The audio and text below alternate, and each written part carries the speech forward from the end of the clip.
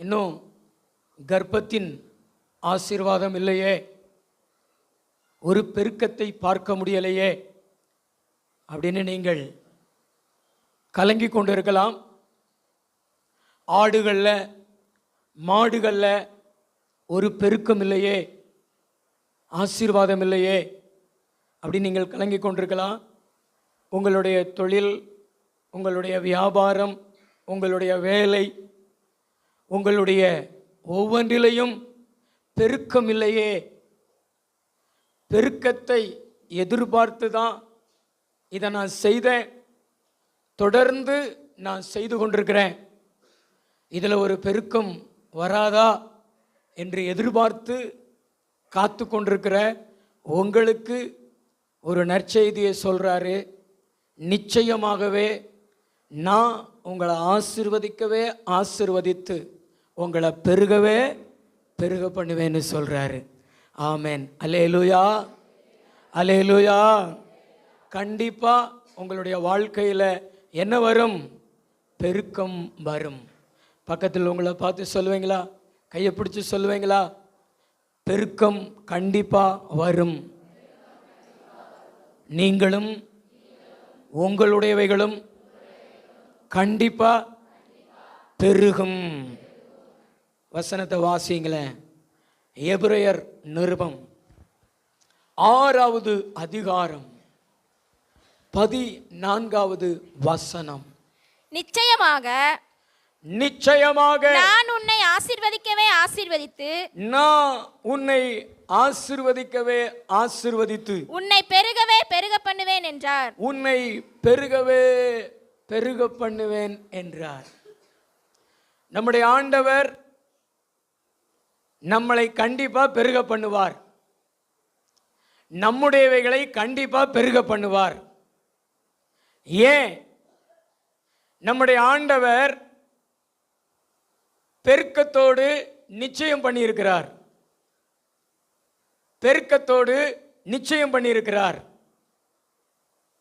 ஒரு வாலிபன், ஒரு வாலிப பெண், 2 பேருக்கும் திருமணம் நடைபெறுவதற்கு முன்பாக நிச்சயம் பண்ணுவார்கள். ஏன் நிச்சயம் பண்ணுவார்கள் என்றால், நிச்சயம் பண்ணிட்டா அது உறுதியாக நடக்கும், அது மாறாது, அது கண்டிப்பாக நடக்கும். 100க்கு ஒரு 99% அந்த திருமணம் கண்டிப்பாக நடைபெறும் அப்படின்னு எல்லாருமே நினைப்பாங்க. காரணம், நிச்சயிக்கப்பட்டிருக்கிறது. அதைத்தான் இங்க ஆண்டவர் சொல்றாரு. உங்களுடைய வாழ்க்கையில பெருக்கத்தோடு தேவன் நிச்சயம் பண்ணியிருக்கிறார். அது மாறாது, அது உறுதியா நடக்கும். அதுல எந்த ஒரு மாற்றம் இல்லை. 100க்கு 100% உங்களுடைய வாழ்க்கையில நீங்கள் பெருக்கத்தை பெற்றுக்கொள்வீர்கள். எத்தனை பேர் விசுவாசிக்கிறீங்க? ஆமென். உங்க தொழில் கண்டிப்பா என்ன செய்யும்? பெருகும். உங்களுடைய வியாபாரம் கண்டிப்பா பெருகும். உங்களுடைய ஆடு, மாடு, கோழி போன்ற உயிரினங்கள் கண்டிப்பா பெருகும். குறிப்பா ஆண்டவர் சொல்றாரு, உங்க சந்ததி பெருகும். கர்ப்பத்தின் ஆசீர்வாதத்துக்காக ஜெபித்து கொண்டிருக்கிற உங்களுடைய வாழ்க்கையில தேவன் அந்த ஆசீர்வாதத்தை கட்டளையிடுவார். உங்களுடைய சந்ததி பெருகும் என்று ஆண்டவர் இந்த ஆராதனையில உங்களோடு கூட கர்த்தர் பேசுகிறார். எத்தனை பேர் விசுவாசிக்கிறீங்க? கைகளை உயர்த்தி நல்ல ஒரு அல்லேலூயா சொல்லுங்களேன். ஹல்லேலூயா. ஏன்னா ஆண்டவர் பெருக்கத்தோடு நிச்சயம் பண்ணி இருக்கிறார். கண்டிப்பா நீங்கள் பெருகுவீர்கள். கண்டிப்பா நீங்கள் பெருகுவீர்கள். ஆமென். ஹல்லேலூயா. நல்ல கைத்தடி கூட ஆண்டவருக்கு நம்ம நன்றி சொல்லலாம். கர்த்தர் நல்லவர். இந்த நம்ம வாசித்த இந்த வசனத்துல பெருகவே பெருக பண்ணுவேன் அப்படின்னு ஆண்டவர் சொல்றார். என்ன சொல்றாரு? பெருகவே பெருக பண்ணுவேன். ஏன் ஆண்டவர் அப்படி சொல்லியிருக்கிறாரு? ஆண்டவர் உன்னை நான் பெருக பண்ணுவேன் அப்படி சொல்லியிருக்கலாமே. பெருகவே பெருக பண்ணுவேன்னு ஆண்டவர் ஏன் சொல்றார் அப்படின்னா, இதுல பெருக பண்ணுவேன், பெருகவே, இது ரெண்டினுடைய அர்த்தம் வேற வேற. பெருகவே என்பது ஆசீர்வாதம், பிளெஸ்ஸிங். பெருக பண்ணுவேன் என்பது ஒர்க்கு, வேலை. அதாவது ஆண்டவர் உங்க வாழ்க்கையில பெருக்கம் என்கிற ஆசீர்வாதத்தை நீங்க பெற்றுக்கொள்வதற்கு ஆண்டவர் வேலை செய்ய போகிறார். அதான் பெருக பண்ணுவேன், பெருகவே பெருக பண்ணுவேன். நீங்க ஒரு வசனத்தை வாசிச்சீங்கன்னா உங்களுக்கு நன்றாக புரியும். யோபுவின் புஸ்தகம் 1வது அதிகாரம் 10வது வசனம். நீர் அவனையும் அவன் வீட்டையும் அவனுக்கு உண்டான எல்லாவற்றையும் சுற்றி வேலி அடைக்கவில்லையோ. இது ஒர்க்கு. பக்கத்துங்கள பார்த்து சொல்லுங்களேன், தேவன் முதலாவது. சொல்லுங்க, மூஞ்சியை பார்த்து சொல்லுங்க, முகத்தை பார்த்து. உங்களை பாதுகாப்பாரு. பேச பார்த்து சொல்லுங்க, உங்களை பாதுகாப்பாரு, உங்க வீட்டை பாதுகாப்பாரு, உங்க குடும்பத்தை பாதுகாப்பாரு, உங்க தொழிலை பாதுகாப்பாரு, உங்க வியாபாரத்தை பாதுகாப்பாரு. தொழிலே இல்லைன்னா எங்க பெருக வைக்க முடியும்? அப்ப முதல்ல அதை என்ன செய்யணும்? பாதுகாக்கணும். பிள்ளைகளே இல்லைன்னா எங்க பெருக வைக்க முடியும்? அப்ப பிள்ளைகளை பாதுகாக்கணும். முதல்ல தேவன் உங்களுக்கு ஒர்க் பண்ணுவார். உங்களையும் உங்களுடைய வீட்டையும் உங்களுக்கு உண்டான எல்லாவற்றை சுற்றிலும் கர்த்தர் வேலி அடைப்பார். அதாவது பெருக்கத்திற்கான வேலைகளை தேவன் உங்களுடையவைகளில் செய்வார். ஆமென். கைகளை ஒரு தலையில சொல்லுங்களேன், ஹல்லேலூயா. அது மாதிரி தான் யோபுனுடைய வாழ்க்கையில செஞ்சாரு. பிசாச உள்ள நுழைய விடல, சரீரத்தில் பலவீனத்தை கொண்டு வர விடல, குடும்பத்தில் சமாதானத்தை கெடுக்க விடல, பிள்ளைகளுடைய வாழ்க்கையை பாழாக்க விடல, தொழிலையும் வியாபாரத்தையும் வேலைக்காரங்களையும் வாகனங்களையும் உபகரணங்களையும் பிசாசு நஷ்டப்படுத்த விடல. கர்த்தர் முதல்ல வேலி அடைச்சார். அதுக்கு அடுத்து ஆண்டவர் தான் வேலி அடைச்சிட்டா பெருகிட்டே தானே இருக்கும். வர்றது வேஸ்டா போகாம இருந்தா, இருக்கிறது இருந்துகிட்டே இருந்தா வர்றதெல்லாம் மேல மேல வந்து பெருகத்தானே செய்யும். ஆண்டவர் அப்படித்தான் உங்களை பெருக பண்ண போகிறாரு. ஆண்டவர் அப்படித்தான் உங்களை பெருக பண்ண போகிறாரு. வாசிங்களேன், அந்த வசனத்தை மறுபடியும் வாசிங்களேன். நீர் அவனையும் அவன் வீட்டையும் அவனுக்கு உண்டான எல்லாவற்றையும் சுற்றி வேலி அடைக்கவில்லையோ. அவன் கைகளின் கிரியையை ஆசீர்வதித்தீர். அவனுடைய சம்பத்து தேசத்தில் பெருகிற்று. பக்கத்துல பார்த்து சொல்லுங்களேன், அவனுடைய சிஸ்டர் எந்திரிச்சு போகாதீங்க, தயவு செய்து உட்காருங்க. கொஞ்ச நேரம் அவசரம் பொறுக்க முடியலையா? ஆமென். கர்த்தர் நல்லவர். அவனுடைய சம்பத்து தேசத்துல என்ன செஞ்சிருச்சு? பெருகிருச்சு. பக்கத்துல பார்த்து, உங்க கைகளின் கிரியையை தேவன் ஆசீர்வதிப்பாரு. நீங்க பாத்திரம் விளக்குறதே அல்ல, நீங்க வளையம் குத்தி நீங்க வேலை செய்கின்ற அந்த வேலையெல்லாம் தேவன் ஆசீர்வதிப்பாரு. ஹல்லேலூயா, ஹல்லேலூயா. தேவன் உன் கைகளின் கிரியை ஆசீர்வதிப்பார். பிரதர், உங்க கைகளை கொண்டு நீங்க என்ன வேலை செய்றீங்க, அதுல தேவனுடைய blessing இருக்கும். உங்க கை மேல தேவனுடைய blessing வரும். ஆமென். நல்ல கை தட்டி ஆண்டவருக்கு நன்றி சொல்லலாம். ஹல்லேலூயா, ஹல்லேலூயா. நீங்க யோபுவை போல ஒரு பெருக்கத்தை காண்பீர்கள். நீங்கள் மாத்திரமல்ல, சத்ரு பிசாசு உங்க வாழ்க்கையில பெருக்கத்தை பார்ப்பான். உங்களை வெறுமையாக்கணும், உங்களை இல்லாமல் ஆக்கணும் அப்படின்னு நினைச்சான். பார்த்தீங்களா? அவன் உங்களுடைய பெருக்கத்தை பார்ப்பான். இந்த உலகம் உங்களுடைய பெருக்கத்தை பார்க்கும். நீங்களும் உங்களுடைய பெருக்கத்தை பார்த்து ஆண்டவருக்கு நன்றி சொல்லுவீங்க. தேவன் உங்களை இந்த புதிய ஆண்டில, இந்த புதிய மாசத்துல பெருக வைக்க போகிறார். வரும் நாட்களிலே நீங்கள் பெருகி இருப்பீர்கள். ஆமென். அதாவது தேவனின் பெருக்கம் எதுல இருக்கும்? தேவனின் பெருக்கம். வாசிங்களேன், ஆதியாகமம் 23:17.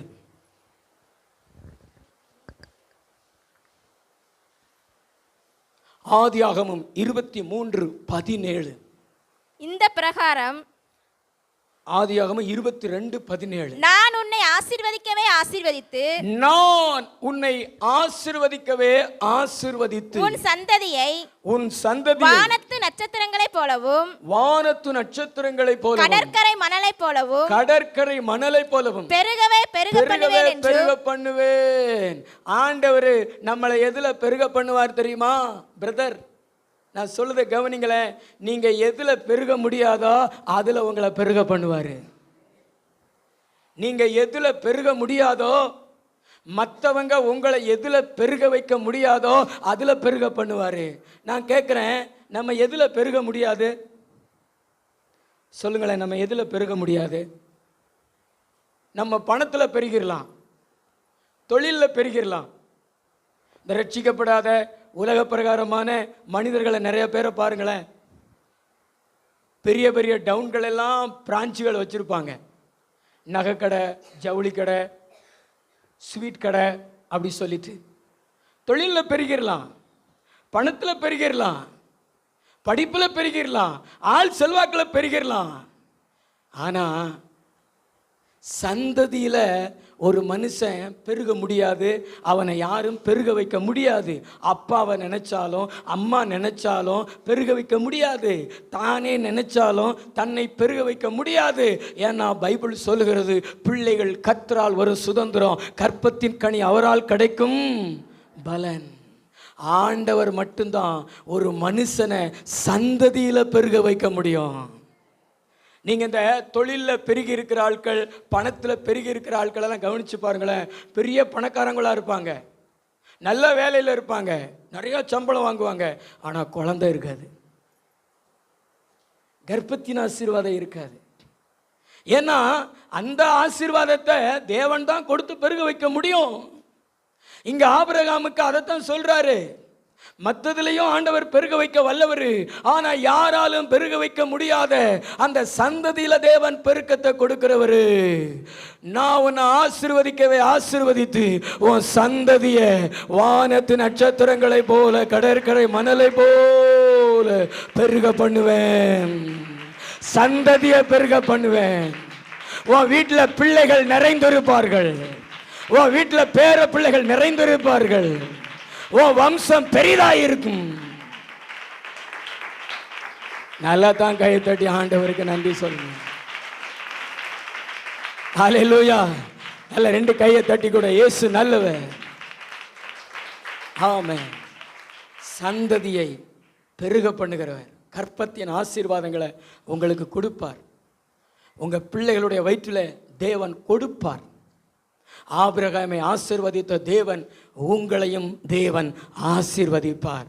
பிள்ளை ஆசீர்வாதம் தந்து உங்களை தேவன் ஆசீர்வதிப்பார். ஹல்லேலூயா. நிறைய பேர் இதில் ஆசீர்வாதம் இல்லாமல் அவங்க வேதனையோடு காணப்படுறாங்க. ஆண்டவர் இடத்துல வரும்பொழுது தேவன் அப்படி அற்புதங்களை செய்வார். திருமண நாளில் ஒரு இளம் தம்பதி தூக்கு போட்டு மரித்து போனார்கள். திருமண நாளெல்லாம் கொண்டாடிட்டு கேக்கு வெட்டிட்டு எல்லாரும் போன பின்பு தற்கொலை செய்து கொண்டாங்க. அது எப்படி தற்கொலை செய்திருக்கிறாங்கன்னா, மனைவி முதல்ல தூக்கு போட்டுருச்சு.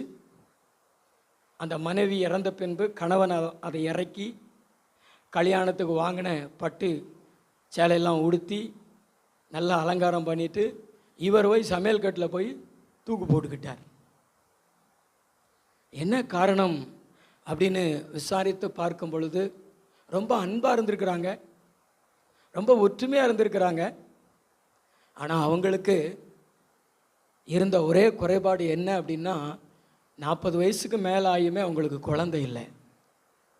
அதனால் 2 பேருமே மரித்து போனார்கள். ஒரு கடிதம் எழுதி வச்சுட்டு, எங்கள் சொத்துக்களை சொந்தக்காரங்க பங்கிட்டு கொள்ளுங்க அப்படி சொல்லிட்டு மரித்து போனார்கள். அழகான தம்பதிகள். ஆனால் அந்த ஒரு ஆசீர்வாதத்தை பெற்றுக்கொள்ள முடியாமல் தற்கொலை பண்ணி கொண்டார்கள். இயேசு நம்மளை சந்ததியில பெருக வைக்கிற தேவன். இயேசு நம்மளை சந்ததியில பெருக வைக்கிறது. அதாவது அவர் எப்படி பெருக வைப்பார்னா, அதே வசனத்துல சொல்றாரு, வானத்து நட்சத்திரங்களை போல கடற்கரை மணலை போல பெருகவே பெருக பண்ணுவேன். அதாவது பெருக முடியா அளவில் பெருக பண்ணுவேன். இந்த உலகத்துல யாராவது அப்படி பெருக முடியுமா? எந்த மனிதனாவது அப்படி பெருக முடியுமா? வானத்து நட்சத்திரங்களை போல கடற்கரை மணலை போல எந்த மனுஷன் பெருக முடியும்? யாரும் பெருக முடியாது. அவனை தேவன் பெருக வச்சா தான் பெருக முடியும். இன்னைக்கு கூட விஞ்ஞானிகள் எத்தனை நட்சத்திரங்கள் இருக்கிறது என்று குறிப்பிட்டு சொல்ல முடியல. குத்து மதிப்பாதான் சொல்றாங்க, கோள்களை குத்து மதிப்பாதான் சொல்றாங்க. ஏன்னா வானத்துல அவ்வளவு நட்சத்திரங்கள் காணப்படுகிறது. அந்த நட்சத்திரங்களை சொல்லிதான் ஆபிரகாமுக்கு சொல்றாரு, வானத்து நட்சத்திரங்களை போல உன் சந்ததியை பெருக பண்ணுவேன்னு சொல்றாரு ஆண்டவர். அதே போல கடற்கரை மணலை போல ஒரு சந்ததியை பெருக பண்ணுவேன்னு சொல்றாரு ஆண்டவர். நம்மளை எப்படி பெருக பண்ணுவார்னா, இந்த உலகத்துல யாரும் பெருகிறாத அளவில், மேலான அளவில், பெரிய அளவில் நம்மளையும் நம்முடைய சந்ததியையும் நம்முடையவைகளையும் தேவன் பெருக பண்ணுகிற தேவனாக இருக்கிறாரு.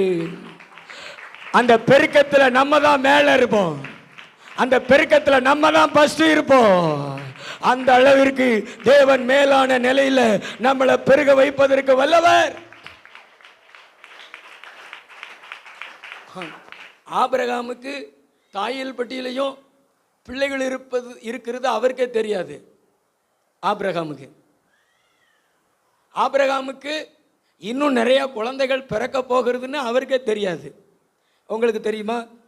நீங்க யாருடைய பிள்ளைகள்? சொல்லுங்க சிஸ்டர், நீ யாருடைய பிள்ளை? ஐயா சாமி பிள்ளையா? சொல்லுங்களேன், நீங்க யாருடைய பிள்ளைகள்? நீங்க இயேசு கிறிஸ்துவை ஏற்றுக்கொண்டிருந்தா நீங்க ஆபிரகாமினுடைய பிள்ளைகள். 18 வருஷம் நிமிர முடியாத அந்த கூனியை குறித்து சொல்லும் பொழுது இயேசு கிறிஸ்து இந்த ஆபிரகாமின் குமாரத்தியை நான் விடுதலையாக்க வேண்டியது அவசியம் அல்லவா அப்படி சொல்றாரு. சகைவை பார்த்து சொல்லும் பொழுது இவனும் ஆபிரகாமுக்கு குமாரனாக இருக்கிறான் என்று சொல்கிறார். அதாவது இயேசு கிறிஸ்துவை யாரெல்லாம் உள்ளத்தில் ஏற்றுக்கொண்டிருக்கிறாங்களோ, இயேசு கிறிஸ்துவை யாரெல்லாம் வாழ்க்கையில் பெற்றிருக்கிறாங்களோ அவங்கெல்லாம் ஆபிரகாமின் சந்ததிங்க, விசுவாச சந்ததிங்க. அப்ப சொல்லுங்களேன், வானத்து நட்சத்திரங்களை எப்படி எண்ண முடியாதோ அதே போல ஆபிரகாமினுடைய பிள்ளைகளை எண்ண முடியாது. ஆமென். கர்த்தர் சொல்றார், உங்களை அந்த அளவு தான் பெருக வைக்க போகிறார். பக்கத்துல கையை பிடிச்சி சொல்லுங்க, உங்களை ஆண்டவர் அளவிட முடியா மேலான நிலையில உங்களை பெருக செய்ய வல்லவர். அவருடைய பெருக்கத்துக்கு எல்லைய வைக்கல, அந்த அளவிற்கு பெருக்கத்தை கொடுக்க பெரியவராக இருக்கிறாரு. ஆமே. நல்ல கைத்தட்டி ஆண்டவருக்கு நன்றி சொல்லுவோம். ஹல்லேலூயா. நல்ல 2 கைகளை தட்டி ஸ்தோத்திரம் ஸ்தோத்திரம் ஸ்தோத்திரம் ஸ்தோத்திரம் ஸ்தோத்திரம். சரி, கர்த்தர் நல்லவர். தேவன் நம்மளை எந்த அளவில் பெருக செய்ய வல்லவர், நம்மளை எதிலெல்லாம் பெருக செய்ய வல்லவர், பெருக்கத்தில் அவருடைய நிச்சயம், அவருடைய வேலை, இதை குறித்தெல்லாம் நம்ம பார்த்தோம். ஆனால் அந்த பெருக்கத்தின் ஆசீர்வாதத்தை நம்ம எப்படி பெற்றுக்கொள்ளலாம் என்பதை குறித்து தான் ஒரு சுருக்கமாக ஒரு 3 காரியங்களை நான் உங்களுக்கு சொல்ல போகிறேன். செய்தியினுடைய தலைப்பு, நம்முடையவைகளில் நாம் பெருக, நாம் எதில் பெருக வேண்டும், எதில் பெருக வேண்டும் என்பதை குறித்து தான் நான் அந்த செய்தியை உங்களுக்கு கொடுக்க போகிறேன். எத்தனை பேர் உற்சாகமாக இருக்கிறீங்க? எத்தனை பேர் பெருக விரும்புகிறீங்க? பக்கத்துல பார்த்து பெருக விரும்புகிறீங்களா? கேளுங்க, நீங்கள் பெருக விரும்புகிறீங்களா? 6 குளங்கள் பெருகுகிறது போல உங்கள் வாழ்க்கையும் ஆசீர்வாதங்களினால, வெகுமதிகளினால, நன்மைகளினால நிரம்பி இருக்க விரும்புறீங்களா? விரும்புறீங்க. கர்த்தர் அதே போலவே உங்களுக்கு பெருக செய்ய வல்லவராக இருக்கிறார். அவர் விரும்புகிறார். நீங்க பெருகுகிறத அவரும் விரும்புகிறார். சரி, அந்த பெருக்கத்தின் ரகசியத்தை தான் இன்னைக்கு நான் உங்களோடு பகிர்ந்து கொள்ள போகிறேன். கவனமா கேளுங்க. நான் ஒரு ஊழியர் கூட்டத்திற்கு நான் போயிருந்தேன். அந்த ஊழியர் கூட்டத்தில் ஜெப குறிப்புகளுக்காக ஜெபிக்கும்படி ஒரு போதகர் வந்தார். ஜெபம் நடத்தி கொண்டிருந்தார். ஒரு மூன்றாவது ஜெப குறிப்பாக நம்ம தமிழ்நாட்டில் இருக்கக்கூடிய சபைகளுக்காக ஜெபிச்சார். அவர் சொல்லி ஜெபிச்ச வார்த்தைகள் அருமையான வார்த்தைகளாக இருந்தது. சபைகளில் இப்போ 50 பேரும் 100 பேருமா இருக்கிறாங்க ஏசப்பா. இதெல்லாம் 1000, 2000, 5000 அப்படி ஆகணும் ஏசப்பா. நிறையா ஆத்துமாக்களை கொடுங்க ஏசப்பா அப்படி சொல்லி ஜெபிச்சார். அவர் ஜெபிச்சு கொண்டு இருக்கிற நேரத்தில் கர்த்தர் என்கிட்ட ஒரு வார்த்தை சொன்னார். என்ன சொன்னார் தெரியுமா? நான் சொல்கிறத கவனமாக கேளுங்க. நீங்கள் பெருகணும் அப்படின்னு விரும்புனீங்கன்னா நான் சொல்கிறத கவனமாக கேட்டு அதை நீங்கள் செயல்படுத்துங்க. நிச்சயமாக நீங்கள் பெருகுவீங்க. பெருக விரும்புகிறீங்களா பிரதர்ஸ்? உங்கள் கையை வைத்து காமிங்களேன். உண்மையிலேயே நாங்கள் பெருக விரும்புகிறோம். 2 கை கூட விரித்து காமிங்க. வாலிப தம்பிகள் பெருக விரும்புகிறீங்களா? பெருக விரும்புகிறீங்களா? நல்ல கை ஊற்றி காமிங்க. ஆமென். கையை கீழே போடுங்க. ஆண்டவர் என்கிட்ட என்ன சொன்னார்னா, மந்தையில் பெருக வேண்டும் என்றால் சிந்தையில் பெருக வேண்டும் என்றார். மந்தையில் பெருக வேண்டும் என்றால் சிந்தையில் பெருக வேண்டும் என்றார். அதாவது இன்னைக்கு உங்களுடைய வாழ்க்கையில பெருக்கத்தின் ரகசியம் நீங்க செய்கிற வேலையில் அல்ல. இரவு பகலா நீங்க வேலை செய்தாலும், ஞானமா வேலை செய்தாலும் நீங்க பெருக முடியாது. ஏன்னா கோளாறு நீங்க செய்கிற வேலையில் அல்ல, கோளாறு சிந்தையில் இருக்கிறது. உங்க சிந்தையில பெருக வேண்டிய காரியங்கள் பெருகுச்சுன்னா நிச்சயமா உங்களுடைய தொழில், உங்களுடைய வியாபாரம், உங்களுடைய சந்ததி சிறுசா இருந்தாலும் அது பெருகிதான் ஆகணும். அது பெருகிதான் ஆகும்.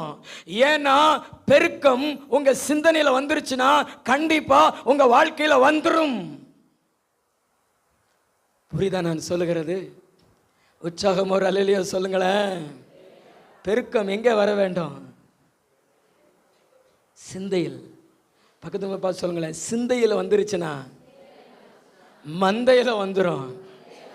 சபைகளில் நிறைய ஆத்துமாக்கள் நிறைய சபைகளில் இல்லாமல் இருப்பதற்கு காரணம் கோளாறு சபையில் அல்ல, சிந்தையில். ஊழியக்காரனுடைய சிந்தையிலையோ அல்லது சபை மக்களுடைய சிந்தனையிலையோ அது இருக்கிறதுனால, அந்த குறைபாடு இருக்கிறதுனால தான் பெருக முடியலை. சுவிசேஷம் அறிவிக்கிற மாதிரி தான் அறிவிப்பாங்க, நல்லா ஜெபிப்பாங்க, எல்லாமே செய்வாங்க. ஆனால் சிந்தனையில் பெருக வேண்டிய காரியத்தில் பெருகாததுனால இன்னும் அந்த பெருக்கத்தை அவங்க சுதந்திரிக்காம இருப்பாங்க. இன்னைக்கு ஆண்டவர் உங்களை பார்த்து தான் சொல்றாரு, பெருக்கத்தின் ரகசியம் சிந்தையிலே இருக்கிறது. நீங்க பெற்றுக்கொள்ள வேண்டிய சிந்தை நீங்க பெற்றுக்கொள்ளணும். நீங்க பெருக வேண்டிய சிந்தைகளிலே பெருக வேண்டும். நீங்க பெருகிட்டீங்கன்னா கண்டிப்பா அது பெருகும். ஆமென். நீங்க கேட்கலாம், நாங்க எதுல பெருகணும்? ஒரு 3 காரியத்தை நான் உங்களுக்கு வேகமாக சொல்கிறேன். மத்தேயு சுவிசேஷம் 28வது அதிகாரம் 19வது வசனம். ஆகையால் நீங்கள் புறப்பட்டு போய் சகல ஜாதிகளையும் சீசராக்கி பிதா குமாரன் பரிசுத்த ஆவியின் நாமத்தினாலே அவர்களுக்கு ஞானஸ்நானம் கொடுங்க. இந்த வசனத்தை நம்ம எல்லாருமே சேர்ந்து வாசிக்கலாம்னு நினைக்கிறேன். எல்லாரும் எடுத்துக்கொள்ளுங்களேன். மத்தேயு சுவிசேஷம் 28வது அதிகாரம் 19வது வசனம். எல்லாரும் சத்தமா வாசிக்கணும். சத்தமா வாசிக்கணும். வாசிங்க. ஆகையால் நீங்கள் புறப்பட்டு போய் சகல ஜாதிகளையும் சீசராக்கி பிதா குமாரன் பரிசுத்தாவின் நாமத்தினாலே அவர்களுக்கு ஞானஸ்நானம் கொடுங்கள். இந்த வேத வசனத்துல கர்த்தர் என்ன சொல்றாரு? நீங்கள்லாம் இப்படி ஒரு தாராளமான வார்த்தையை உபயோகப்படுத்துவீங்களா? நீங்கள்லாம் ஆண்டவராக இருந்தீங்கன்னா என்ன சொல்வீங்க? நீங்கள்லாம் இப்படி ஒரு அதிகாரம் உங்கள் கையில் கொடுக்கப்பட்டா நீங்கள் என்ன சொல்வீங்க? எங்கள் ஜாதி மக்கள் மத்தியில் போய் ஞானஸ்தானம் கொடுங்கள், எங்கள் சொந்த பந்தங்கள் மத்தியில் போய் ஞானஸ்தானம் கொடுங்கள், அப்படி தான் சொல்லுவீங்க. ஆனால் ஆண்டவர் இயேசு கிறிஸ்து அப்படி சொல்லலை. யூதர்களை பார்த்து சொல்றாரு, 12 சீசர்களை பார்த்து சொல்றாரு, நீங்கள் புறப்பட்டு போய் சகல ஜாதிகளையும் சீசராக்கி. இயேசு கிறிஸ்துனுடைய சிந்தையை சீசர்களுக்கு சொல்றாரு. இயேசு கிறிஸ்துனுடைய சிந்தனை என்ன? இன்னைக்கு மனிதர்களிடத்தில் இருக்கக்கூடிய சிந்தனைகளை போல ஒரு குறுகிய சிந்தனை அல்ல. சொந்தம், ஜாதி, ஊரு, தேசம், மாநிலம், மொழி, அப்படி ஒரு குறுகிய சிந்தை அல்ல. இயேசு கிறிஸ்துனுடைய சிந்தை விசாலமான சிந்தனை. இயேசு கிறிஸ்துனுடைய சிந்தை விசாலமான சிந்தனை. அவருடைய சிந்தனையில சகல ஜாதி, அவன் தாழ்ந்தவனா இருந்தாலும் அவன் உயர்ந்தவனா இருந்தாலும் அவனுக்கு அவருடைய இருதயத்தில் இடம் உண்டு, அவருடைய சபையில இடம் உண்டு, பரலோகத்துல இடம் உண்டு. அவன் படிச்சவனா இருந்தாலும் அவன் படிக்காதவனா இருந்தாலும் அவனுக்கு அவருடைய இதயத்தில் இடம் உண்டு, அவருடைய சபையில இடம் உண்டு. அவன் ஏழையா இருந்தாலும் பணக்காரனா இருந்தாலும் அவனுக்கு இடம் உண்டு. இந்த உலகத்துல மனுஷனா பிறந்த யாரா இருந்தாலும் அவன் எந்த நிலைமையில இருந்தாலும் அவனுக்கு இயேசுவின் இதயத்துல இடம் உண்டு. கர்த்தர்வங்களை பார்த்து சொல்றாரு, இயேசு கிறிஸ்துனுடைய சிந்தை விசாலமான சிந்தனை.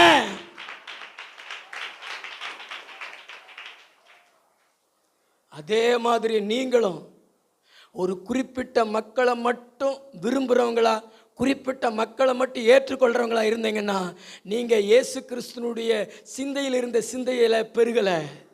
இயேசு கிறிஸ்துவை போல இந்த உலகத்தில் யாரா இருந்தாலும் ஏற்றுக்கொள்கிற, நேசிக்கிற, சேர்த்து கொள்கிற, விரும்புகிற அப்படிப்பட்ட ஒரு சிந்தை இருந்துச்சுன்னா கர்த்தர் உங்களை பெருகவே பெருக பண்ணுவார். ஆமென்.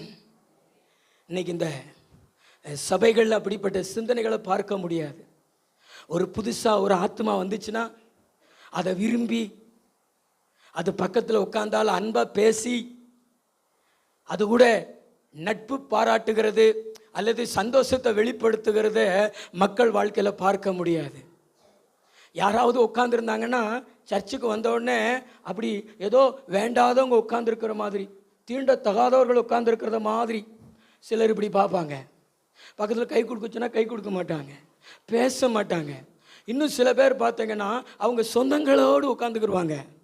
அந்த லைனில் சொந்தங்களாக உட்காந்துருப்பாங்க. அக்கா உட்காந்துருக்கும், தங்கச்சி உட்காந்துருக்கும், சொந்தக்காரங்களாம் உட்காந்துக்குருவாங்க. வேறு யாரும் உட்கார விட மாட்டாங்க. கவனிச்சு பார்த்துருக்கிறீங்களா? சபையில் இப்படியெல்லாம் இருந்தீங்கன்னா கர்த்தர் எப்படி உங்களை பெருக பண்ணுவார்?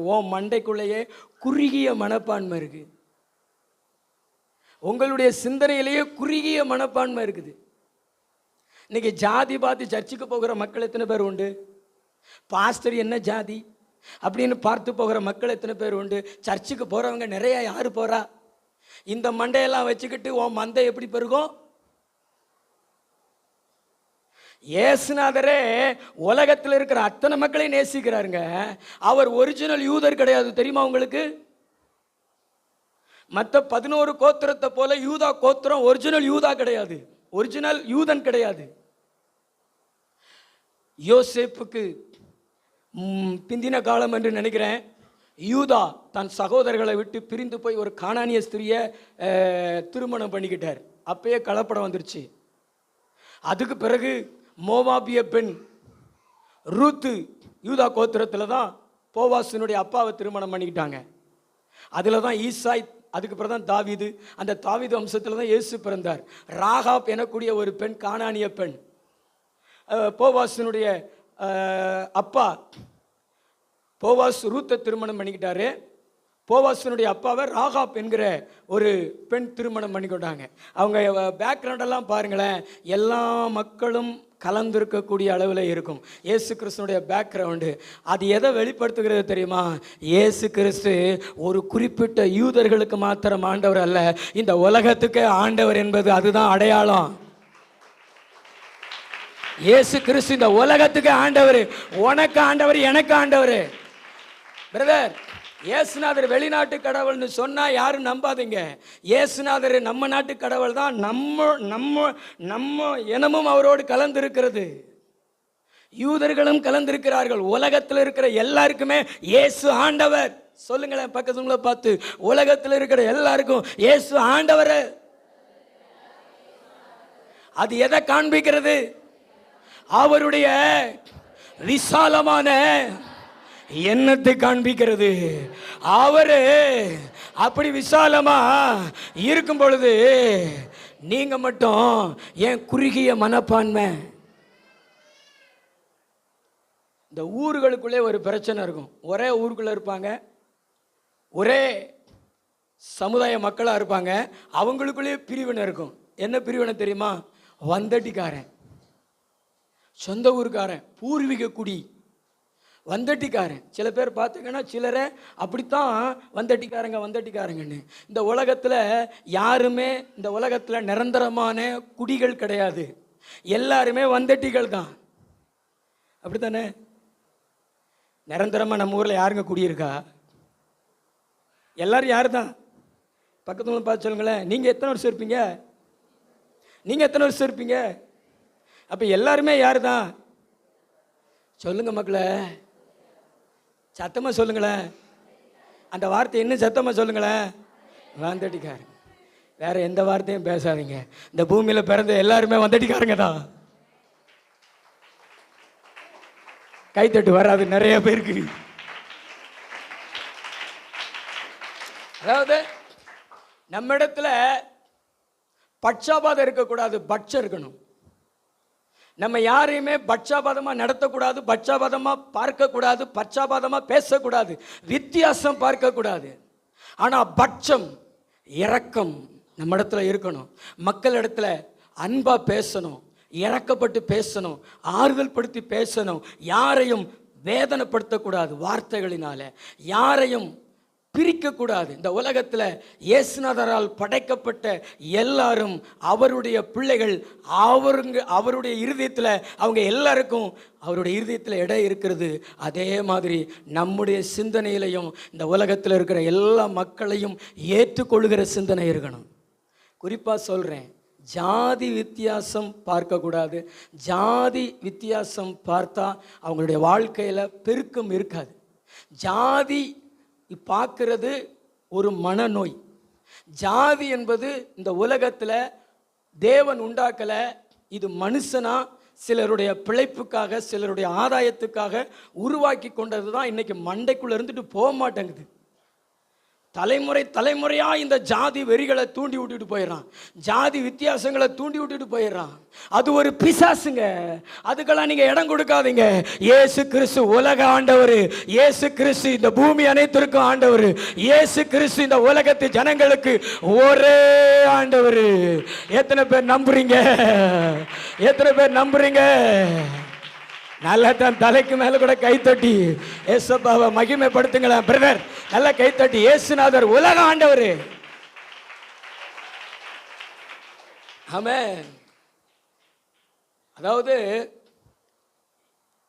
இஸ்ரவேல் ஜனங்கள் எகிப்து தேசத்தில் இருக்கும் பொழுது பார்வோன் பெருகல, ஆனா இஸ்ரவேல் ஜனங்கள் பெருகினார்கள். நீங்க வாசித்து பாருங்களேன். அதுக்கு ரகசியத்தை நான் உங்களுக்கு சொல்றேன். யாத்ராகமம் புஸ்தகம் 1வது அதிகாரம் 10வது வசனம்.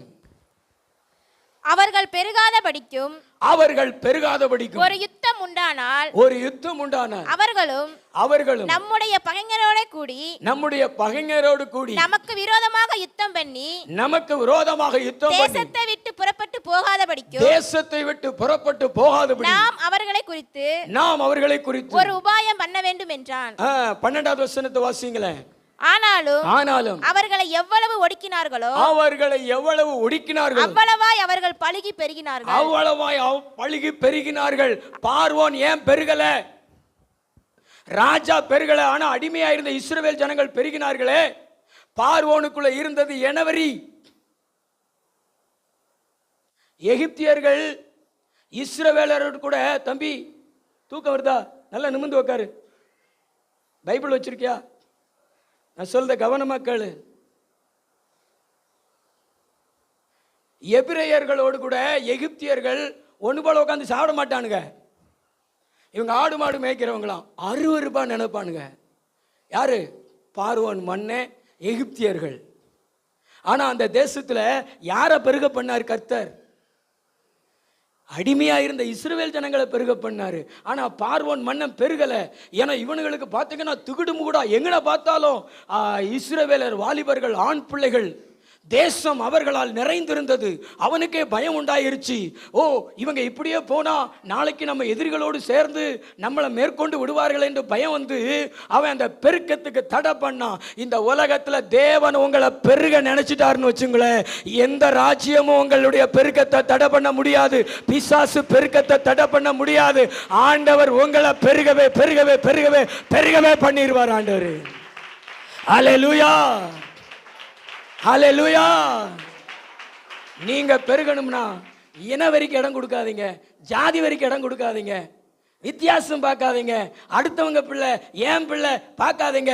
எல்லாரும் தேவனால் படைக்கப்பட்ட பிள்ளைன்னு உங்க பிள்ளைகளை போல மற்ற பிள்ளைகளையும் நேசித்து பழகுங்க, மற்றவங்களையும் பார்த்து பழகுங்க. இந்த வீட்டு கூட்டங்கள்ல கூட வித்தியாசம் பார்க்கிறது உண்டு. சில பேர்லாம் பார்த்தீங்கன்னா மற்றவங்களை வீட்டுக்குள்ள விட மாட்டாங்க, இவங்களும் மற்ற வீட்டுக்கு போக மாட்டாங்க. காரணம் சுத்தம். அது சுத்தம் அல்ல, அது ஒரு மனநோய். யாரும் வீட்டுக்குள்ள விட மாட்டாங்க, இவங்களும் யார் வீட்டில் டீ குடிக்க மாட்டாங்க, யார் வீட்டுக்கு போக மாட்டாங்க. ஐயோ தீட்டு தீட்டு. அது தீட்டு இல்லை, நீ உனக்கு வச்சிருக்கிற வேட்டு. என்ன சுத்தம்? இந்த உலகத்தில் எல்லா மனிதர்களை நம்ம நேசிக்கணுங்க. அதில் ஒரு சந்தோஷம் இருக்குங்க. ஆண்டவர் சொல்கிறார்ல, இதோ சகோதரர் ஒருமித்து வாசம் பண்ணுகிறது, எத்தனை நன்மையும் இன்பமுமாக இருக்கிறது. உங்களோடு இருக்கிற மக்களோடு, தேவன் உங்களுக்கு கொடுத்துருக்கிற மக்களோடு சந்தோஷமாக இருங்க.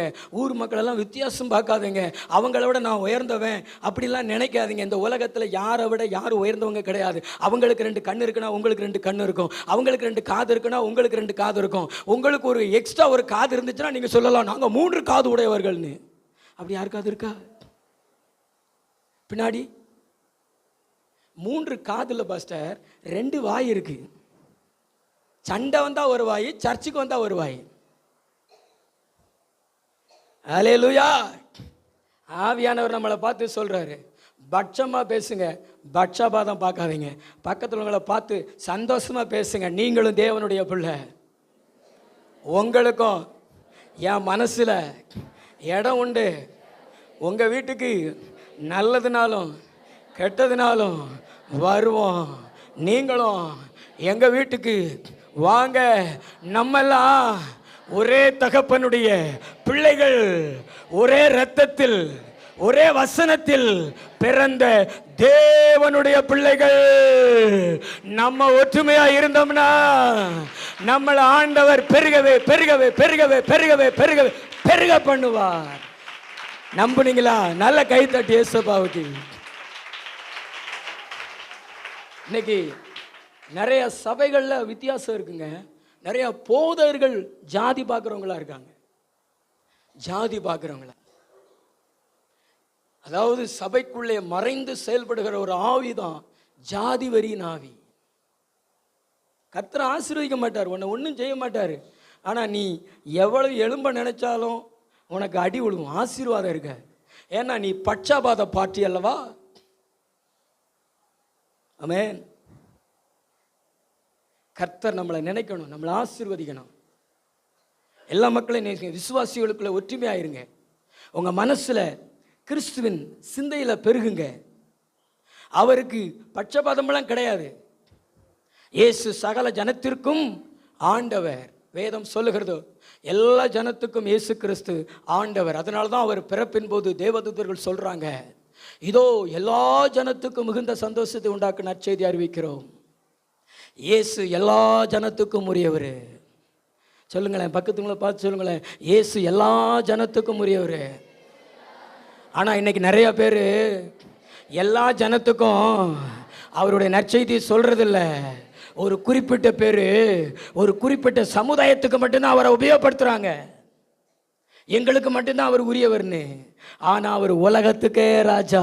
அவர் எல்லா ஜனங்களுக்காக மரித்திருக்கிறார், எல்லா ஜனங்களுக்காக ரத்தம் சிந்திருக்கிறார். எல்லாரிடத்துல இயேசுவை கொண்டு போங்க, எல்லாருக்கும் இயேசுவை சொல்லுங்க. எல்லாரும் கெட்டு போயிடக்கூடாது, நரகம் போயிடக்கூடாது, பாதாளம் போயிடக்கூடாதுன்னு சொல்லிதான் இயேசு மரித்தோ. நல்ல 2 கையை தட்டி இயேசுவே, தேவன் தம்முடைய ஒரே பேரான குமாரனை விசுவாசிக்கிறவன் எவனோ, அந்த எவனோ அப்படிங்கிற வார்த்தையில தான் எல்லாம் அடங்கி இருக்கிறது. யோவான் 3:16, தேவன் தம்முடைய ஒரே பேரான குமாரனை விசுவாசிக்கிறவன் எவனோ. எவனா இருந்தாலும் வா, நீ கெட்டு போகாதபடிக்கு ஏசப்பா உனக்கு நித்திய ஜீவன் தருவார். உங்களுடைய சிந்தையில் அவருடைய சிந்தையை பெற்றுக்கொண்டு அதில் பெருகுங்க, விசாலமாக வச்சிருங்க. இந்த சொந்தம் பந்தம்னே குறுக்காதீங்க. சொந்த பந்தங்களெல்லாம் நேசிக்கிறது தப்பு கிடையாது, உங்கள் சமுதாய மக்களை நேசிக்கிறது தப்பு கிடையாது. ஆனால் அதுக்குள்ளேயே கிடக்காதீங்க, எல்லாரையும் விரும்புங்க. நீங்கள் எந்த அளவுக்கு உங்கள் சிந்தனையில் கிறிஸ்துவின் சிந்தனையில் பெருகிறீங்களோ அந்த அளவுக்கு உங்கள் வாழ்க்கையில் ஆடு பெருகும், மாடு பெருகும், கோழி பெருகும், பிள்ளைகள் பெருகுவாங்க. ஒன்று ஆண்டவர் பெருகவே பெருக பண்ணுவார். 2வது ஒரு காரியத்தை வாசிங்களேன். ஆதியாகமம் புஸ்தகம் 9வது அதிகாரம் 1வது வசனம்.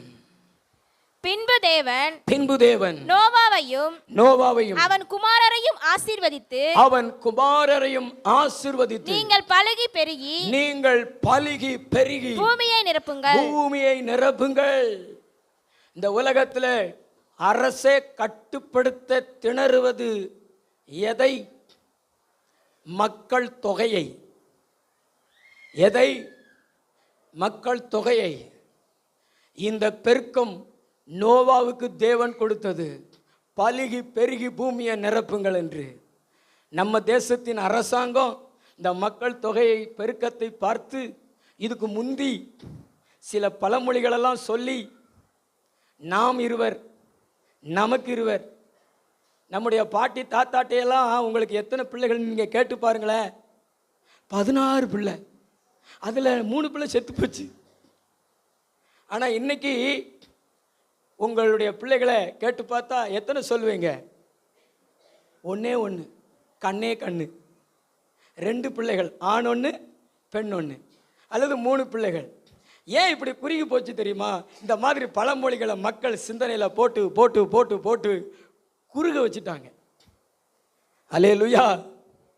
நான் ஒரு பழமொழியை பார்த்து அதிர்ச்சி ஆகி போனேன். முன்னாடி நான் வாலிபனாக இருக்கையில் ஒரு வாகனத்தில் எழுதியிருந்துச்சு, நாமே பிள்ளைகள் நமக்கு ஏன் பிள்ளைகள்.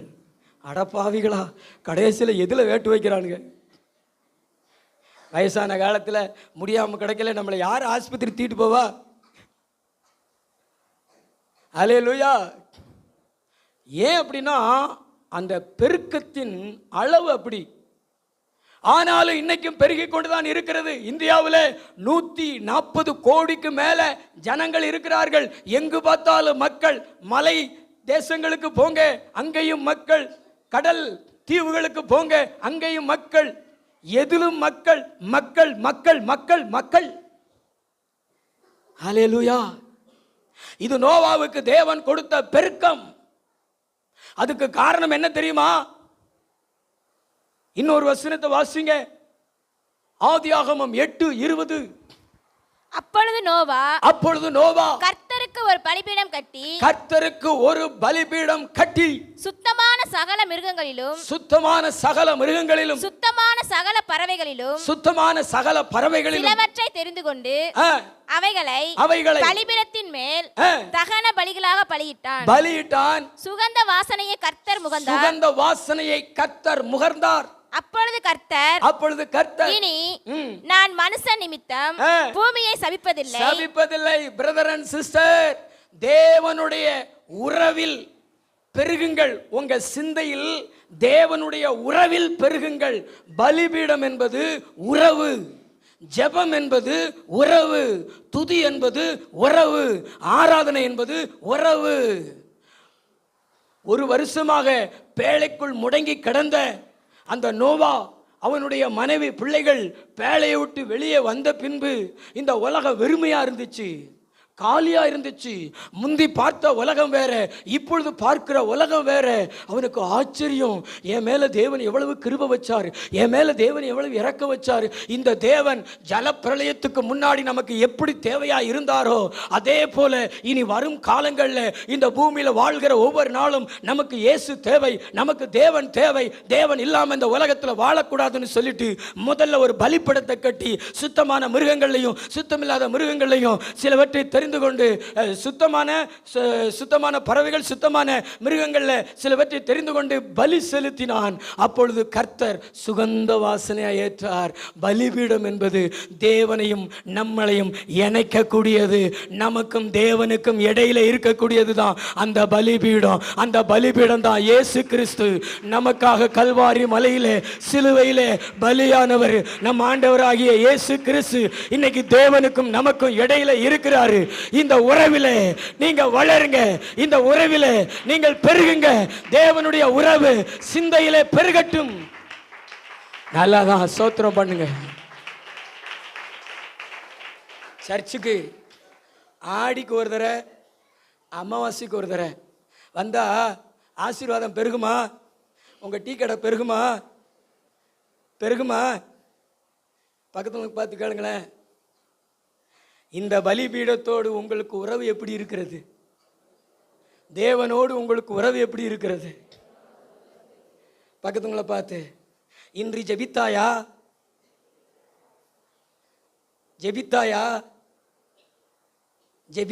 பக்கத்துல பார்த்துக்கலுங்களேன். ஜெபித்தாயா? இன்னைக்கு நான் ஜெபம் பண்ணேன் பாஸ்டர் அப்படின்னு சொல்றவங்க ரெண்டு கை வச்சு காமிங்களேன். இவங்கெல்லாம் ஜெபம் எதுக்கு பிரதர்? நீங்கள் ஜெபம் பண்ணீங்களா? காலையில் அது நேற்று இரவு படுக்க போகும்போது நான் ஜெபம் பண்ண பாஸ்டர்னு சொல்கிறோங்க, கை ஒருத்தி காமிங்களேன். ஜெபம் எதுக்கு பண்ணுறோம் தம்பி பிராங்க்லின்? ஜெபம் எதுக்கு பண்ணுறோம்? ஜெபம் எதுக்கு பண்ணுறோம் பிரதர்? நீங்கள் சொல்லுங்கள். ஜெபம் எதுக்கு பண்ணுறோம்?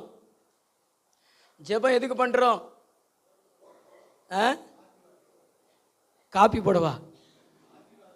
ஆசீர்வாதத்துக்காக. ஜெபத்தை நீங்கள் ஆசீர்வாதத்துக்குன்னு வச்சுட்டீங்க. அப்போ ஆசீர்வாதம் தேவைப்பட்டதான் ஜெபம் பண்ணுவீங்க. ஜெபம் எதுக்கு தெரியுமாங்க? தேவன் நம்மோடு இருக்கிறார், நாம் தேவனோடு இருக்கிறோம் என்பதனுடைய அடையாளமே ஜெபம் தான். நீங்கள் ஜெபம் பண்ணலைன்னா உங்களிடத்துல தேவன் இல்லைன்னு அர்த்தம். நீங்கள் ஜெபம் பண்ணீங்கன்னா உங்களிடத்துல தேவன் இருக்கிறார் என்ற அர்த்தம். அதாவது ஜெபம் எதில் பண்ணுறோம்? நம்முடைய சிந்தனையில் தான் பண்ணுறோம். நம்முடைய சிந்தனையில் தேவன் இருக்கிறாரு, நாம் தேவனை நம்முடைய சிந்தனையில் பெற்றிருக்கிறோம், அவருடைய சிந்தனையில் நாம் இருக்கிறோம். அந்த இணைப்பு தாங்க, அந்த உறவு தாங்க, அந்த ஐக்கியம் தாங்க அந்த பலி ஆராதனை. இன்னைக்கு நீங்கள் உங்கள் அப்பா அம்மா வீட்டுக்கு கூட எப்படி உறவாக இருக்கிறீங்க? சில சகோதரிகள் உங்கள் மகள் டெய்லி ஃபோன் பேசிடுறாங்க, 2 நாளைக்கு ஃபோன் பேசலைன்னா ஒரு 2000 வருஷம் கடந்தது மாதிரி, என்ன பாப்பா நீ ஃபோனே பேசலை? அது சொல்லும், நேற்று தானே உனக்கு ஃபோன் போட்டேன் அப்படி சொல்லும். இந்த உறவுகளெல்லாம் நீங்க மெயின்டைன் பண்ணுகிற நீங்க தேவனோடு இருக்கிற அந்த உறவை, தேவனோடு இருக்கிற அந்த ரிலேஷன்ஷிப்பை மெயின்டைன் பண்ணீங்கன்னா நீங்க என்னைக்கோ பெருகி இருப்பீங்களே. இது இயேசு கிறிஸ்துனுடைய சிந்தை, இயேசு கிறிஸ்துனுடைய ஆவி. இந்த பூமியில இயேசு கிறிஸ்து இருக்கும் பொழுது அதிகாலையில் எந்திரிச்சு போய் ஜெபம் பண்ணாரு, வனாந்தரத்தில் போய் ஜெபம் பண்ணாரு, முழியிரவு ஜெபத்தில் ஜெபம் பண்ணாரு. ஆண்டவர் உங்களை பார்த்து சொல்றாரு, நீயும் ஜெபம் பண்ணு. ஜெபம் பண்ணலன்னா தேவன் உன்னிடத்துல இல்லைன்னு அர்த்தம், நீ தேவனிடத்துல இல்லைன்னு அர்த்தம். உனக்கும் தேவனுக்கும் எந்த இணைப்பு இல்லை, இடைவெளி இருக்குதுன்னு அர்த்தம். பெத்தவங்க உங்கள் பிள்ளைகளுக்கு முதல்ல ஜெபம் பண்ண சொல்லி கொடுங்க. உங்களிடத்துல பேசுறதுக்கு நீங்கள் தானே சொல்லி கொடுத்தீங்க. உங்களுக்கு பேச முதல்ல கற்றுக் கொடுத்தது யாரு? அம்மா. அம்மா அம்மா அம்மா முதல் டீச்சர் உங்கள் அம்மா தானே? என்ன சொல்லுங்க. அதே மாதிரி ஜெபத்தை சொல்லி கொடுத்தீங்களா? ஜெபத்தை சொல்லி கொடுத்துருக்கீங்க. ஆனால் ஜெபத்தை சொல்லி கொடுத்துருக்கீங்களா? ஜெபம் பண்ணுமா, சோத்திரம் அல்லேலூயா அப்படின்னு ஜெபம் பண்ண சொல்லி கொடுத்துருக்கீங்களா? காலையில் எழுந்திரிச்சு நீங்கள் ஜெபம் பண்ணா தானே. எந்திரிச்ச உடனே கடகடன்னு அடுப்பாங்கரையில் போய் ஸ்டவ்வை பற்ற வச்சு டீயை போட்டு குடிக்கிங்க மடக்கு மடக்குன்னு.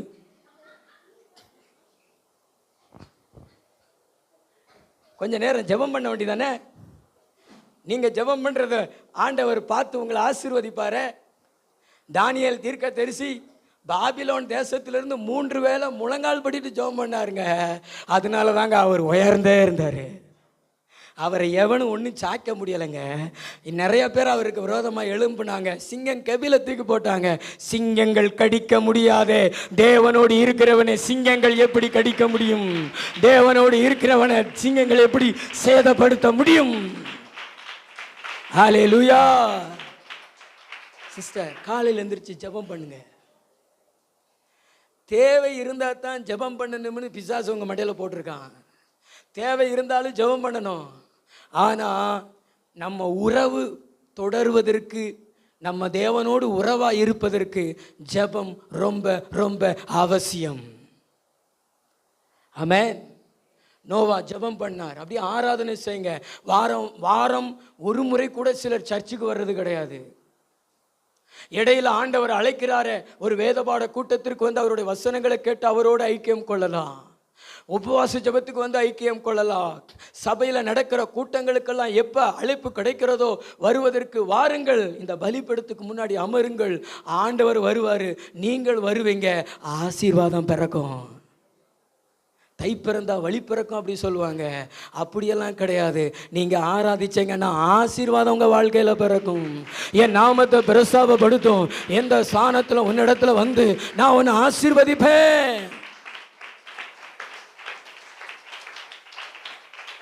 சர்ச்சுக்கு பக்கத்தில் இருந்துட்டு கூட ஜெபத்துக்கு வர்றது கிடையாது. அல்லேலூயா. ஆண்டவர் உங்களை பார்த்து சொல்றாரு, காலையில் எழுந்திரிச்சு ஜெபம் பண்ணு. வாலிப பிள்ளைகள் இடத்துலாம் ஜெபமே கிடையாது. எத்தனை முறை கேட்டால் பக்கத்தில் உள்ள பார்த்து சொல்லுங்களேன், ஜெபம் பண்ணுங்க. தம்பி சஞ்சய், ஜெபம் பண்ணுவியா? கிரிக்கெட் விளையாடுறானுங்க, காலையிலேருந்து கபடி விளையாடுறானுங்க, இருக்கிற சத்தெல்லாம் போயிருக்கும், சாயந்தரம் வரைக்கும் விளையாடுறானுங்க. ஆனால் ஜெபம் பண்ணானுங்களேன்னு கேளுங்களேன், ஜெபம் பண்ண வராது. அந்த விளையாட்டில் இருக்கிற ஆர்வம் இன்னைக்கு ஜெபத்தில் இல்லை மக்களுக்கு. ஒரு உபவாச ஜெபத்தில் வந்து உட்காந்து ஜெபம் பண்ணலாம். பைபிள் ஸ்டடியில் வந்து உட்காந்து ஆண்டோட வசனங்களை கேட்கலாம். இன்னைக்கு ஆண்டவரோடு ஐக்கியம் கொள்வதற்கு, ஆண்டவரோடு உறவு கொள்வதற்கு மக்களுக்கு மனதில்லை. வாலிப தம்பி சகோதரர்களை, உங்களை பார்த்தா சொல்கிறார் ஜான்ராஜ், காலையில் எழுந்திரிச்சு ஜெபம் பண்ணு. பக்கத்தில் பார்த்து சொல்லுங்களேன், ப்ரேயர் பண்ணு. ஈசாக்கு பிள்ளை இல்லாமல் இருந்த தன் மனைவிக்காக ஒரு ஜெபம் பண்ணார். ஆண்டவர் 2 பிள்ளை கொடுத்தாரு. எவ்வளவு அற்புதம் பாருங்களேன். ஒரு ஜெபத்துக்கு 2 குழந்தைகளை கொடுத்தாரு, அதுவும் ஆண் குழந்தைகளை கொடுத்தாரு. நீங்க ஜெபம் பண்ணி பாருங்களேன், ஒரு வேளைக்கு 2 வேளை உங்களை தேடி வரும்.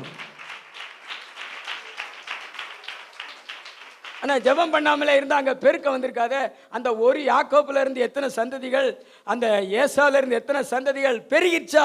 ஒரு சின்ன ஜெபம் தாங்க ஒரு பெரிய பெருக்கம். அதான் ஆண்டவருடைய வார்த்தை சொல்கிறது. உறவில் நீங்கள் பெருக பெருக உங்கள் ஆடு பெருகும், மாடு பெருகும், கோழி பெருகும், பிள்ளைகள் பெருகுவாங்க. நீங்கள் பார்ப்பீங்க ஒரு பெருக்கத்தை. இது ஆண்டவருடைய வாக்கு. பெருகவே பெருக பண்ணுவேன். ஆமென். அல்லேலூயா. கடைசியாக ஒன்றை மட்டும் வாசிங்க. எபிரேயர், இன்னும் நிறையா இருக்குது, சொல்கிறதுக்கு நேரம் இல்லை. கர்த்தருக்கு ஸ்தோத்திரம். எபிரேயர் 11, 17, 18. மேலும் விசுவாசத்தினாலே ஆபிரகாம் தான் சோதிக்கப்பட்ட போது ஈசாக்கை பலியாக ஒப்பு கொடுத்தான். ஈசாக்கினிடத்தில் உன் சந்ததி விளங்கும் என்று அவனோட சொல்லப்பட்டிருந்ததே. இப்படிப்பட்ட வாக்குத்தத்தங்களை பெற்றவன் மரித்தோரிலிருந்து எழுப்ப தேவன் வல்லவராய் இருக்கிறார் என்று எண்ணி தனக்கு ஒரே பேரானவனையே பலியாக ஒப்பு கொடுத்தார். ஒரு ரகசியத்தை ஆவியானவர் இந்த வேத வசனங்கள் மூலமா நமக்கு சொல்றாரு. நம்முடைய சிந்தனையில விசுவாசத்தில் பெருக வேண்டும், உறவில் பெருக வேண்டும், கிறிஸ்து இயேசுவில் இருந்த அந்த சிந்தையில் பெருக வேண்டும், உறவில் பெருக வேண்டும். கடைசியா சொல்றாரு, விசுவாசத்துல நீங்க பெருகுங்க, உங்க சிந்தனையில நிறைய விசுவாசம் பெருகட்டும். பக்கத்துல உங்களை பார்த்து சொல்லுங்களேன், உங்க சிந்தனையில விசுவாசம் பெருகட்டும். இந்த பக்கம் இருக்கிறவங்களை பார்த்து சொல்லுங்க, உங்க சிந்தனையில விசுவாசம் பெருகட்டும். ஆபிரகாமுக்குள்ள என்ன விசுவாசம் இருந்துச்சு தெரியுமாங்க? ஆண்டவர் சொல்லியிருந்தார், இந்த ஈசாக்கின் மூலமா ஒரு சந்ததி விளங்கும்னு. ஒரே வார்த்தை தாங்க, ஈசாக்கின் மூலமா ஒரு சந்ததி விளங்கும். இன்னைக்கு நமக்கு ஆண்டவர் இந்த வருஷத்திற்கு ஒரு வாக்குத்தத்தத்தை கொடுத்திருக்கிற மாதிரி ஆண்டவர் ஆபிரகாமுக்கு ஈசாக்கின் மூலமா ஒரு சந்ததி விளங்கும்னு தான் சொல்லியிருந்தாரு. இந்த ஈசாக்கை 25 ஆண்டுகள் கழிச்சு காத்திருந்து பெற்றிருக்கிறாரு. அவருக்கு ஈசாக்கு பிறக்கும்போது 100 வயசு, மனைவிக்கு 90 வயசு. ஆண்டவர் அந்த குழந்தையை பிறந்த பின்பு, அது வளர்ந்த பின்பு, அதை ஒரு நாள் ஆபிரகாமிட்ட சொல்றாரு, நீ மோரியா மலையில கொண்டு வந்து பலிபீடம் கட்டி எனக்கு பலி கொடுன்னு கேட்கிறாரு. அதாவது குடுன்னு கேட்டிருந்தா கூட கொடுத்துருப்பாரு. மக்கள் நிறைய பேர் அப்படித்தான், வளர்க்குறதுக்கு குடுன்னு கேட்டால் கூட கொடுத்துருவாங்க. ஆனால் கொல்றதுக்கு கேட்டால் எப்படி கொடுக்க முடியும்? தகன பலியா, உன் மகனை பலி கொடுன்னு கேட்குறாரு. ஆனால் ஆபிரகாமு மனைவிட்டு சொல்லாமல் பிள்ளைகிட்ட சொல்லாமல் பிள்ளைய கூட்டிகிட்டு போகிறாரு. போய் பலிப்படத்தில் கிடத்திட்டாரு, கத்தியை எடுத்துட்டாரு. அப்போ தான் ஆண்டவர் ஆபிரகாமே உன் பிள்ளையாண்ட மேலே கையை போடாத அப்படின்னு சொல்லி அவருக்கு ஆசீர்வாதங்களை கொடுக்குறாரு. வானத்து நட்சத்திரத்தையும் கடற்கரை மணலையும் அளவாக வைத்து ஆசீர்வாதத்தை கொடுக்குறாரு. இந்த அளவுக்கு கீழ்ப்படிவதற்கு காரணம், இந்த அளவுக்கு தேவனுக்கு பயப்படுகிறதுக்கு காரணம், யாரும் கொடுக்க முடியாததை ஒன்னே ஒன்று இருந்துச்சு, அதையும் தேவனுக்கு கொடுத்து தேவனை கனப்படுத்துவதற்கு காரணம் வாக்குத்தத்தத்தின் மேல விசுவாசம். உன் சந்ததி விளங்கும், ஒரே வார்த்தை தான், உன் சந்ததி இந்த ஈசாக்கின் மூலமா விளங்கும். உங்களுக்கு வாக்குத்தத்தம் கொடுத்திருக்கிறாரா? உங்களுக்கு வாக்குத்தத்தம் கொடுத்திருக்கிறாரா? கலங்காதீங்க, அது நிறைவேறும். காரணம், அதை சொன்னவர் உண்மை உள்ளவர், மாறாதவர், செய்கிறவர். அதை அவர் செய்ய நினைச்சிருக்கிறத யாரும் தடுக்க முடியாது. எங்க சரீரம் செத்து போச்சுங்க, ஆனாலும் அந்த வாக்குத்தத்தம் நிறைவேறிச்சே. நீங்க ஆண்டவரிடத்தில் பெற்றிருக்கிறீங்களா இந்த வாக்குத்தத்தம்? உங்க வாழ்க்கை தலைகீழா போனாலும், உங்க வாழ்க்கையில இந்த வருஷத்திலும் சரி காலகாலமும் சரி ஆண்டவருடைய வாக்குத்தத்தங்கள் நிறைவேறி கொண்டே இருக்கும். கர்த்தர் சொல்றாரு நிறைவேறும். ஏன்னா அதை சொன்னவர் அப்படி இந்த சரீரத்தை உயிர்ப்பித்து நிறைவேற்றுவாரு.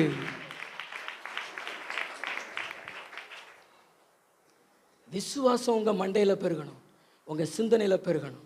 விசுவாசம் பெருகி இருக்கிறவன் எதையும் கொடுப்பான் ஆண்டவருக்கு. கொடுக்க வேண்டியதும் கொடுப்பான், தசமபாவம் கொடுப்பான், காணிக்கை கொடுப்பான், கோழியை கொடுப்பான், ஆட்டை கொடுப்பான், வீட்டை கொடுப்பான், வாகனத்தை கொடுப்பான்.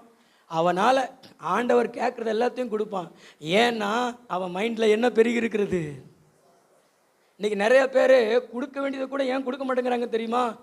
சரீரத்துலாம் அப்படியே விசுவாசம் இருக்கிற மாதிரி காமிச்சுக்கிடுவாங்க. சர்ச்சுக்கு பைபிளை தூக்கிட்டு டான்னு வருவாங்க. இங்கே வந்தோடனே லபலபாலாம் சொல்லுவாங்க. ஆனால் மண்டைக்குள்ளே என்ன இருக்காது? பானுமதி அக்காவும் இந்த அக்காவும் ஒன்று போல இருப்பாங்க மண்டையில். ஆனால் சரீரத்தில் மாத்திரம் அந்த அக்கா வேற, இந்த அக்கா வேற. சரீரத்தில் இல்லை, உன் சிந்தனையில் விசுவாசம் பெருகணும். அந்த சிந்தனையில் விசுவாசம் பெருகி இருந்தால் நீ என்னத்தனால ஆண்டவருக்கு கொடுப்ப. ஆபிரகாம் மாதிரி ஒரு பிள்ளை இருந்து அதை கூட ஆண்டவர் உயிரோட கேட்டாலும் நீ கொடுத்துட்டு ஆண்டவரை நம்புவ. எப்படி நம்புவ தெரியுமா? இந்த வாக்குத்தத்தத்தை கொடுத்தவர், நான் கொடுத்த பிள்ளைய நான் கொன்னாலும் என் பிள்ளைய உயிரோடு மறுபடியும் என் கையில் தருவார், அவருடைய வார்த்தை நிறைவேறும் அப்படி சொல்லி நீங்கள் கொடுப்பீங்க. நான் கொடுத்ததை திரும்ப கொடுப்பாரு. இந்த தெய்வத்துக்கு நான் கொடுக்கிறேன், இந்த தெய்வத்துக்கு நான் கொடுக்கிறேன், அவர் கண்டிப்பா கொடுப்பாரு. நான் எதை கொடுத்தாலும் கொடுப்பார். அப்படி கொடுப்பீங்க. நீங்க கர்த்தருக்கு காணிக்கை கொடுக்கும் பொழுது கூட எப்படி நினைச்சு கொடுப்பீங்க தெரியுமா? தொழிலை குறித்து வாக்குத்தத்தம் கொடுத்துருப்பாரு ஆண்டவர்கிட்ட, நீங்க அப்படி கொடுப்பீங்க. ஓ, இதை நான் கொடுக்குறேன், கண்டிப்பா அந்த வாக்குத்தத்தம் என்ன செய்யும்? நிறைவேறும். அதாவது விசுவாசத்தில் நாம் சிந்தனையில் என்ன செய்ய வேண்டும்? பெருகணும். எத்தனை பேர் அப்படி பெருகுவீங்க? 2 கைகளை உயர்த்தி காமிங்களேன். சிந்தையில், விசுவாசத்தில். பக்கத்தில் உள்ள பார்த்து சொல்லுங்களேன். அது இந்த கொடுக்கறதுல தான் வெளிப்படும், கொடுக்கறதுல தான் வெளிப்படும். என்னத்தினாலும் கொடுத்துருவாங்க. ஆனால் சில பேர்லாம் பார்த்தீங்கன்னா ஒன்று கூட கொடுக்க மாட்டாங்க. வீட்டுக்கு போனால் பச்சை தண்ணி கூட கொடுக்க மாட்டாங்க. அப்படிதானே? பச்சை தண்ணி கொடுக்காத பாதகத்திகள் நிறைய பேர் இருக்காங்கல்ல. பாதகத்தி, சாதகத்தி. பாதகத்தின்னா நமக்கு தீமை விளைக்கிற தீ, சாதகத்தினா நம்ம அடுப்பெரிக்கிற தீ. அல்லேலூயா. கஞ்சத்தனம் நிறைய பேருக்கு நெஞ்சத்தில் இருக்கும். இதெல்லாம் உங்கள் வாழ்க்கையில் பெருகிறதுக்கு வழி இருக்காது, பெருகிறதுக்கு வாய்ப்பு இருக்காது. ஆனால் நீங்கள் இயேசுநாதர் மாதிரி, ஆபிரகாம் மாதிரி நீங்கள் உங்கள் விசுவாசத்தில் சிந்தனையில் பெருக்கி கொண்டு அந்த சூனேமியால் போல அந்த ஒரு கைப்பிடி மாவுலையும் கலசத்தில் கொஞ்சம் எண்ணெயிலையும் ஒரு சின்ன அடை சுட்டு கொடுத்தா பார்த்தீங்களா, அவ்வளோ மாதிரியும் நீங்கள் விசுவாசத்தில் உங்கள் சிந்தனையில் நிரப்பி பாருங்களேன். கண்டிப்பாக உங்கள் வாழ்க்கையில் ஆசீர்வாதம் பெருகும், ஆசீர்வாதம் பெருகும். நான் சொல்கிறேன், ஐஸ்வர்யம் பெருகும், கனம் பெருகும், மகிமை பெருகும். ஆபிரகாம் போலவே நீங்களும் இந்த பூமியில் ஆசீர்வாதமா இருப்பீங்க. நம்பிக்கை இருந்துச்சுன்னா நல்ல கைத்தட்டி தேவனுக்கு மகிமை செலுத்துங்க. முழங்கால் படியிடுவோமா, ஜெபம் பண்ணுவோமா? இந்த தேவன் சதா காலமும் தேவன்.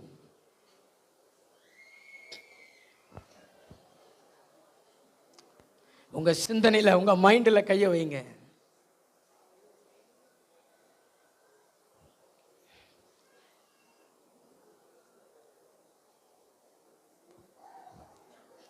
பெருகுவீங்களா? உங்க சிந்தனையில பெருகுவீங்களா?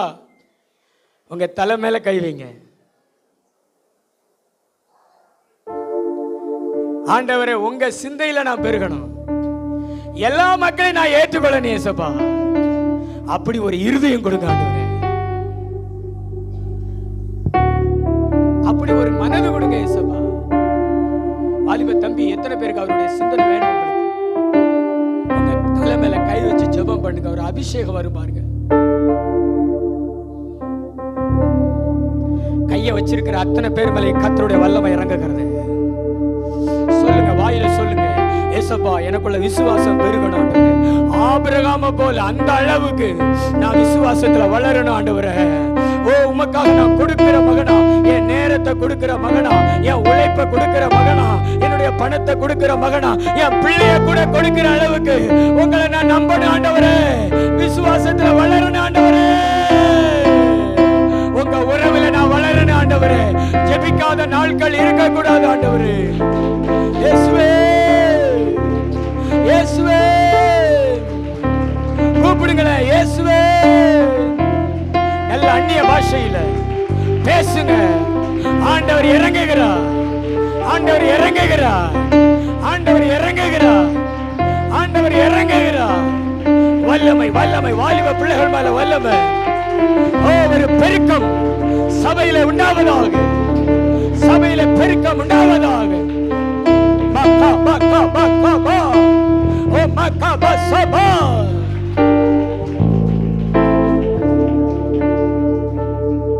பிள்ளைய கூட ஊழியத்துக்கு கொடு. விசுவாசத்துல பெருகி இருந்தேனா உன் பிள்ளைய ஊழியத்துக்கு கொடுப்ப. உலக பிரகாரமான வேலை செய்யறதை விட என் பிள்ளை ஆண்டவருக்கு ஊழிய சேட்டு கொடுப்ப. விசுவாசம் இருந்துச்சுன்னா அர்ப்பணம் செய்யுங்க. வாலிப பிள்ளைகள், உங்களை கூட ஆண்டவருக்கு கொடுப்பீங்க, உங்க நேரத்தை கொடுப்பீங்க, ஊழியத்துக்கு ஒப்பு கொடுப்பீங்க. இருதயத்துல கை வச்சு செபிங்க. நன்றி இயேசுப்பா, நீர் கொடுத்த வார்த்தைக்காய் நன்றி. அந்த மக்கள் எல்லாரையும் ஆசீர்வதிங்க. பெருகட்டும் ஆண்டவரே, சிந்தையில் பெருகட்டும் ஆண்டவரே. இரத்த கோட்டைக்குள்ள மறைங்க, சாட்சியா நிறுத்துங்க, மகிமைப்படுத்துங்க. உங்களுடைய நன்மைகளும் உங்களுடைய தயவுகளும் பெருகட்டும் ஐயா. தொடர்ந்து வழி நடத்துங்க. இந்த வாரம் முழுது கூட இருங்க. எல்லா கனத்தையும் எல்லா மகிமையும் செலுத்துகிறோம். இயேசு கிறிஸ்துவின் மூலம் ஜெபம் கேளும் நல்ல பிதாவே, ஆமென். என் ஆத்துமா